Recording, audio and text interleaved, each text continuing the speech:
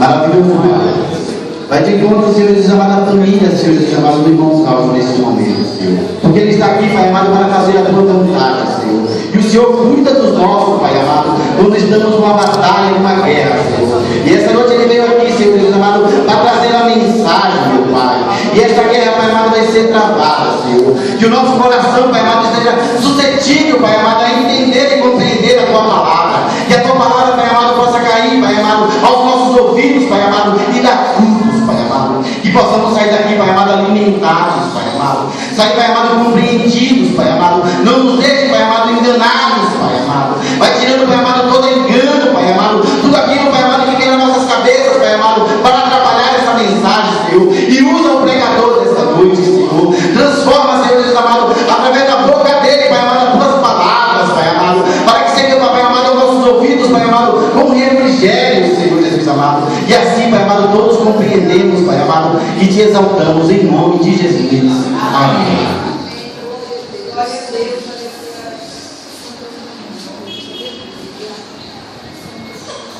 Salve de novo, Pai do Senhor, amém? Glória a Deus. Eu não estou ouvindo bem? Amém. Daniel, né? Glória a Deus. Daniel, acompanha Daniel 1:8. Aleluia. Glória a Deus.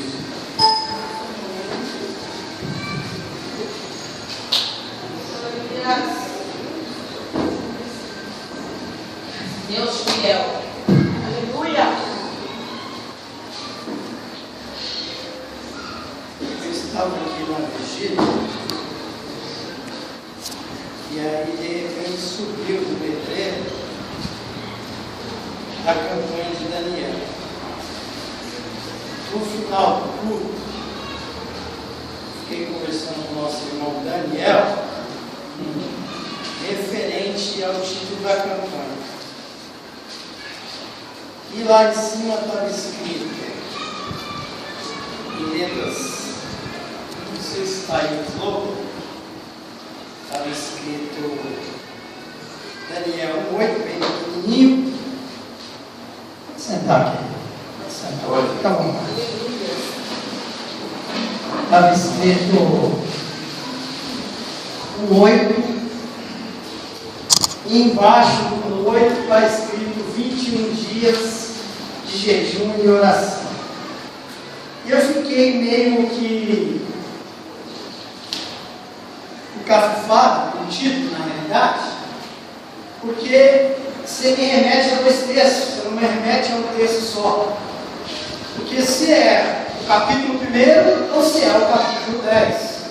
Porque o capítulo 10 vai falar dos 21 dias de jejum de Daniel no verso 3, aonde Daniel jejuou 3 semanas e teve impedimento. Beleza. Conversando com o nosso irmão Daniel, eu falei para ele, eu prego da onde? Eu estou baseado no 8. Aonde que eu vou pregar? Aí eu fiquei meio assim, estava estudando uma coisa e de repente virou outra cabeça. Mas independente de qualquer coisa, vamos traçar o capítulo 8 e eu vou te levar lá para trás um pouco depois, para você entender até nós chegarmos aqui em Daniel, tá bom? Com a ajuda do Espírito Santo. Tá? Verso 1:8 diz o seguinte: resolveu Daniel firmemente não contaminar-se com a iguaria do rei, nem com o vinho que ele bebia.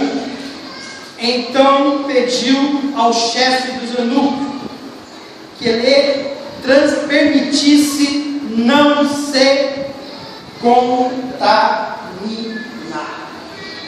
Parece que é uma palavra meia negativa e ao mesmo tempo uma palavra proposital, porque nos dias que nós estamos vivendo hoje, contaminar é a coisa mais fácil do mundo. Nós vivemos uma sociedade que qualquer coisa contamina nós, tanto dentro da igreja como fora da igreja. Qualquer coisa que nós ouvimos. Juízes, no capítulo 1, nós vamos entender que a nação de Israel havia passado por uma aflição muito grande, em tempo de muita apostasia, abandono da fé. Há um período que se alastra em mais de 350 anos de juízes liderando através do governo teocrático. Para quem não sabe, o governo teocrático é Deus trabalhando em prol dos juízes. E aí entra o governo teocrático e entra o governo monarquia, que é através dos reis. Mas até aí se passaram em Israel mais ou menos 15 juízes. E desses 15 juízes, nós vemos aí o último juiz que se salvou, porque é aquela turma do capítulo 7 do livro 7 de Juízes, que é o 7º livro, depois Josué já fez juízes. Nós vemos que o povo todo se contaminou desde aquela época. O texto vai dizendo que nenhum dos juízes, nenhum fez o que era bom perante aos olhos do Senhor. Um período lastimável do povo de Israel. Um período que não posso nem se contar, nem uma vez como aconteceu naquele período. Nós vemos que no período, mesmo no período teocrático, Deus governando através daquele juiz, mesmo assim o povo se corrompeu. Alguns juízes ainda se destacaram, como eu, como Débora, Beraque, e alguns outros juízes. No final, nós vemos aí Samuel, que aí vai pular para o governo monarquia. Nós sabemos que Samuel nasceu de um milagre, a qual Ana vinha orando há muito tempo. E ao tempo que ela orava, vinha no templo conversar com o profeta Eli. A um certo momento, o profeta Eli pensava que ela estava bêbada, de tanto orar e balbuciar, pedindo um filho para ela. Porque nós sabemos que Eucana, que era marido de Ana, tinha 2 mulheres, e naquela época era permitido que ela terine. Então nós vemos nesse período todo que ela começou a buscar o Senhor. E ela buscando ao Senhor.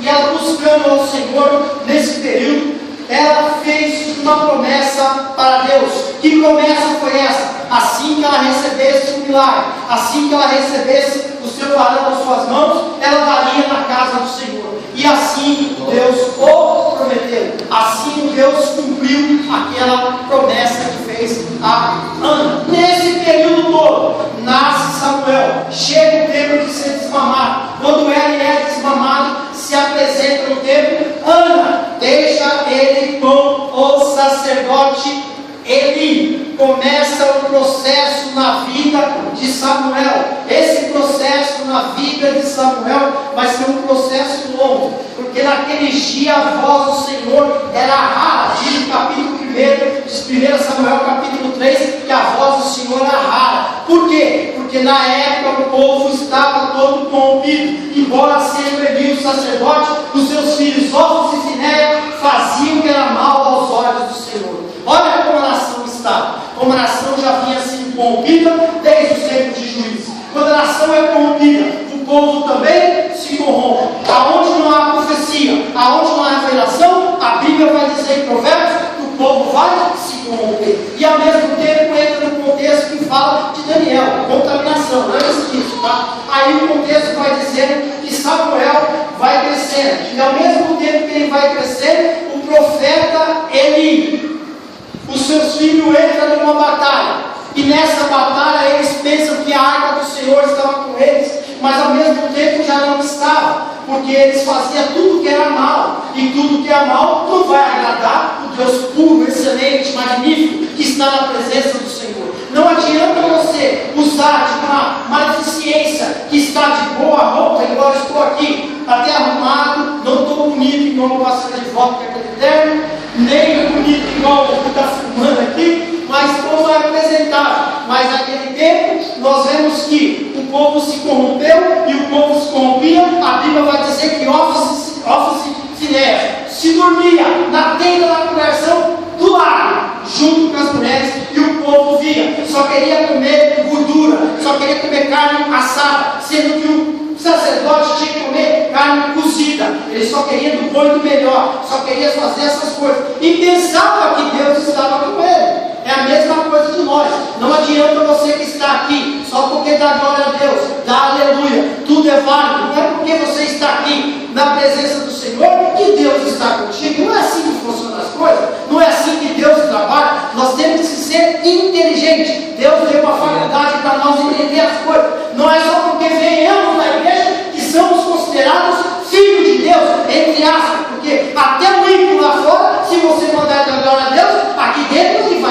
está obedecendo. Se ele fala, você canta um louvor para cantar, ajudar a cantar, porque está no régua, ele também vai ajudar a cantar. O texto vai dizendo que os filhos de Eli se ajuntaram nesse período, pegaram a arca e foram até a luta contra os filisteus. Só que os filisteus tomaram a arca. Morreu todo mundo. A arca foi tomada. Um dos comandantes lá, que era Davi, não sei o que era no momento, pegou e saiu correndo e foi avisar foi avisar Eli, que estava sentado na sua cadeira de balanço. Quando ele estava sentado na sua cadeira de balanço, o menino veio e falou: ó, seu filho morreu, o seu outro filho morreu. A arca foi levada. Quando falou a arca foi levada, ele caiu. Era um rapaz que diz a Bíblia Sagrada que era muito gordo. Ele caiu, quebrou o pescoço e morreu, porque a arca foi tomada. Nesse período, a esposa de um deles também estava grávida. Ela conta a mesma história, eles contaram a mesma história. Quando falou a arca do conselho, que a arca da aliança, que simbolizava a presença de Deus, foi levada, a mulher estava grávida, veio a dar à luz a um filho. E aí chamou-se e acabou. Foi-se a glória de Deus. Então, nesse período, aonde nós vemos que a nação já estava dividida, e aí entra o profeta Samuel em ação.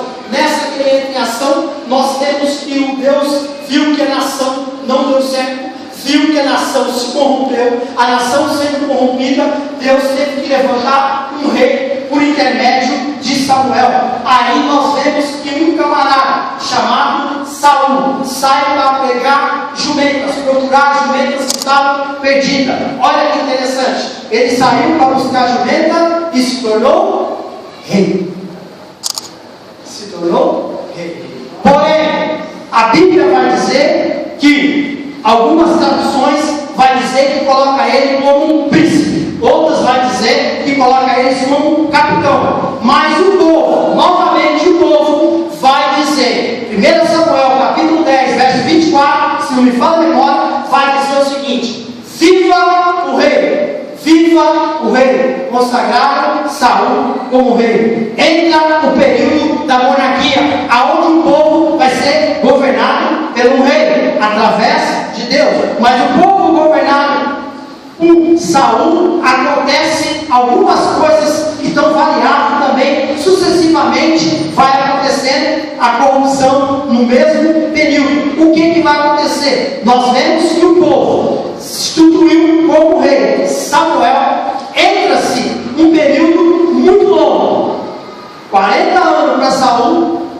40 anos para Davi, 40 anos para Salomão. O reino vai ser depois dividido. Por quê? Porque Salomão vai morrer no meio de, a partir do momento que ele morre, vai entrar em ação Jeroboão. Jeroboão era filho de Salomão. Quando ele entra em ação, o pai dele morre, de vez dele pegar, conversar, ter um conselho com o povo mais humilde, com os povos mais idosos, com aquele povo que tem mais experiência, não, ele vai ter um conselho com aqueles amigos, vamos dizer, aqueles amigos de faculdade, aqueles amigos que sentam no bar, aqueles amigos que estão por ali. Não, ele, em vez de fazer isso, ele procura justamente esses amigos e não procura os anciões de Israel. Quando ele procura os anciões, quando ele procura os amigos fazem o quê? Seu pai colocava um jugo muito leve no povo. Vamos colocar um jugo pesado? Vamos colocar um jugo melhor. Se você quiser acompanhar depois, você abre a sua Bíblia em 1 Reis, capítulo 11, a verso 31 em diante, e pode ver a história que aconteceu de divisão. Entrando em ação, nós vemos que o reino vai ser dividido. Quando o reino for dividido, vai entrar em ação o profeta Aia. O profeta vai entrar em ação com a capa nova, ele vai rasgar em 12 pedaços, e rasgando em 12 pedaços, ele vai dizer o seguinte: Jeroboão, 10 partes da tribo, Deus mandou rasgar o reino de Salomão e dividir 10 partes para ti. Ou seja, Roboão, que era filho de Salomão, ficou com 2 partes. as 2 tribos do sul. E Jeroboão ficou com as 10 tribos do norte. A tribo do sul, Judá, é essa de Daniel. A tribo do norte era, na realidade, Samaria. Até então era Siquém, depois passou para Tissã, depois Samaria, capital Israel. Depois nós temos Judá, reino do sul, capital Jerusalém. 2 tribos, quem? Judá e Benjamim. A tribo de Judá era a tribo mais pertinente que tinha, era a maior tribo que tinha, e a tribo do norte, que era a tribo de Efraim. Então o reino foi dividido. O reino sendo dividido, nós vemos que Daniel cresceu mais ou menos no período do rei Josias, capítulo 2 Reis, capítulo 21 em diante, você vai entender, o 22 em diante, você vai entender que entrou o rei Josias. Quem foi o rei Josias? O rei Josias foi um rei que começou a governar com 8 anos de idade. E quando ele começou a reinar com 8 anos de idade, diz a Bíblia Sagrada que era o rei que o Senhor, perante o Senhor, era firme perante o Senhor. Deus se agradou da presença dele. Perante ao Senhor, Deus se agrada dele. Aí o rei Josias, o que ele faz? Ele levanta o povo, ele restaura o sacerdote, ele restaura o templo, ele restaura a casa do Senhor e por fim, ele celebra a Páscoa. E aí nós entramos nesse período que nós lemos aqui. Agora eu começo a pregar. Amém? Glória a Deus. Glória a Deus. Glória a Deus. É Deus. Daniel, na realidade, está aí no verso 1, vai dizer que Joaquim, rei de Judá, Nabucodonosor, rei da Babilônia. Nesse contexto, nós vemos que o reino de Judá tinha 20 reis. Se você pegar o texto e começar a estudar, você vai perceber que durante esse período de 20 reinos que se assentou o trono, apenas 8 foram fiel perante ao Senhor. Tanto é que na época que nasceu Daniel, que vivia nesse período de Josias, a Bíblia Sagrada vai dizer que no capítulo 23, verso 29, 25 de Reis, 2 Reis, vai dizer o seguinte: olha o rei Josias, quem era na época de Daniel. Antes dele, não houve rei que lhe fosse semelhante, que se convertesse ao Senhor de todo o seu coração e toda a sua alma e de todas as suas forças, segundo toda a lei de Moisés. E depois dele nunca houve dele e nunca haverá, nunca se levantou outro igual a Josias. Esse rei, além dele, ele achava, através do sacerdote Ilca, que achou o livro da lei, e ao mesmo tempo, achando o livro da lei, leva para o rei. O rei chama Safá e pede para ele examinar o que estava escrito no livro da lei, porque Safá era o escrivão que tinha na época. E o rei começa, junto com Safá, examinar o livro. Quando ele examina o livro junto com Safá, ele manda Ilca e manda Safá direto para a profetisa Uda. E ela vai examinar de fato se era aquilo que estava escrito no livro. Ela morava justamente na cidade baixa, na cidade de Jerusalém. Nota-se, alto escalão, os dois, tanto o sacerdote como o escrivão, era alto escalão em cima. Eles teve que descer até a cidade baixa de Jerusalém. Eu faço uma pergunta simples e fecho o parênteses: quem sou eu e você que não se desce perante o Senhor? Se eles desceram, por que nós não descemos? Muitas das vezes descemos em qualquer lugar, menos em Jeremias 18. Meu Deus, olha aí, Jesus. Aonde a obra está sendo feita na casa do rei. Aleluia. Quando acontece alguma coisa, temos que ir para o profeta A, B e C. Esquecemos de descer no quarto secreto, que é o quarto do Senhor. A Bíblia vai nos ensinar. A Bíblia é interessante, eu gosto de manusear bem ela. E a Bíblia é interessante a hora que ela fala no capítulo 6 do livro de Mateus.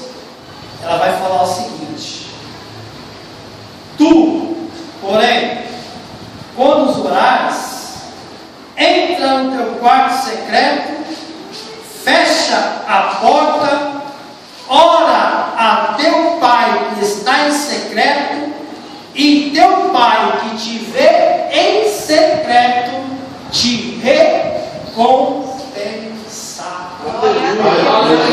Glória a Deus. Só que no dia que nós estamos vivendo, tem um problema. Não sei se é questão da imagem, ou se promover, eu não sei. Cada um é o jeito que é. Mas a gente faz as coisas e a gente quer mostrar o que fez. Ei, deixa eu te lembrar uma coisa. Você não precisa mostrar nada para ninguém.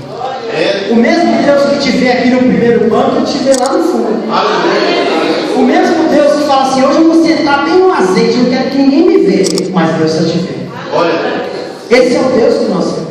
Glória a Deus. Então, Daniel, aqui, olha que interessante, no capítulo 2, aí, verso 2, vai dizer que o Senhor lhe entregou nas mãos. Quem entregou o povo de Judá para ser levado para o cativeiro foi o Senhor, querido. Isso já é uma profecia de Jeremias capítulo 25. Se você quiser ler, nós vamos acompanhar agora. Jeremias capítulo 25 já é uma profecia que o povo ia ser levado cativo. Antes de Jeremias, vou te lembrar mais ainda, antes de Jeremias, porque antecede, 39 de Isaías, verso 7, vai dizer o seguinte: olha o que vai dizer.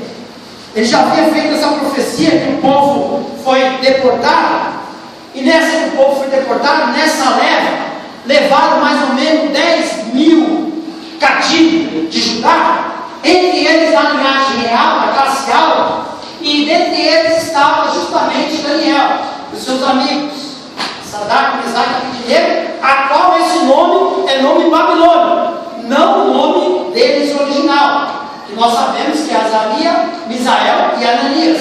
Então, até o nome, quando você é deportado de um lugar para o outro, até o nome quiseram mudar dos meninos, para tirar a identidade, para tirar aquilo que eles tinham proclamado como fé, base de fé, que era o judaísmo, que era diante do povo babilônico, que ele estava cativo. Até isso quiseram fazer com os meninos.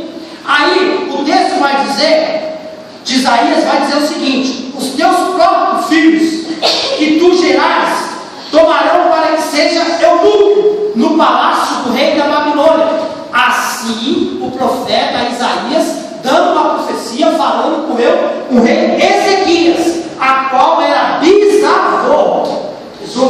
Josias era bisavô, Josias no caso era dele. Ou seja, a profecia naquela época já não estava se profetizando em Isaías, só veio a confirmar mais adentro pelo profeta Jeremias, porque o profeta Jeremias ele profetizava naquela época de Daniel. Tanto é que você vai ver no capítulo 9, verso 2 de Daniel, você vai ver que o povo estava cativo, vai ficar cativo, porque Daniel estava lendo a profecia e falou: o povo vai ficar cativo. Ou seja, Daniel vai falar: agora eu entendi. Por quê? Porque o povo vai ficar cativo 70 anos de cativeiro. O povo vai ficar. Aí o profeta Jeremias, no capítulo 25, quem quiser me acompanhar, vai, viagem, que é só de ida, se você quiser voltar, volta.